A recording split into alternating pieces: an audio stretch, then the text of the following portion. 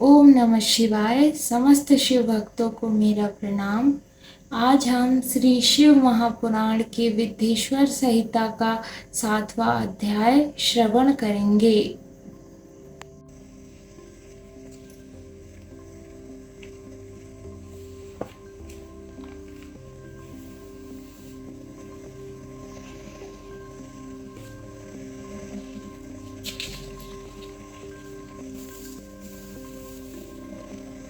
सातवां अध्याय शिवजी द्वारा विष्णु जी को स्वामित्व प्राप्ति। श्री महादेव जी ईश्वर बोले, हे पुत्रों, तुम कुशल से तो हो, कहो हमारे शासन में सर्वत्र शांति तो है ना।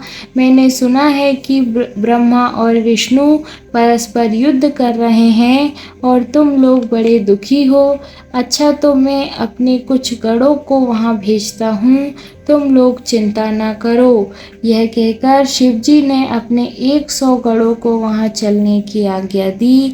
साथ ही स्वयं महादेव जी भी अपने भद्र रथ पर आरूढ़ हो परिष्कर बांध चलने को तैयार हुए। देवता सहित इंद्र भी उनके साथ हुए। वहां पहुंचकर शिवजी आकाश मंडल में बादलों में छिपकर ब्रह्मा विष्णु का युद्ध देखने लगे। उनके सैनिकों ने भी अपने बगों को बजाना बंद कर अपना कोलाहल शांत कर दिया और शिवजी का ही अनुगमन किया।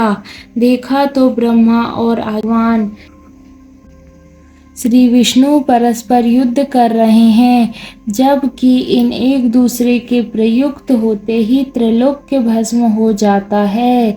तब प्रलय के इस रूप को देख निष्काल शिवजी से न रहा गया और वे इनका युद्ध शांत करने के लिए महाअग्नि के तुल्य एक स्तंभ के रूप में हो गए और दोनों के बीच जा खड़े हुए। फिर तो उस महाअग्नि के प्रकट होने से वे शांत हो गए।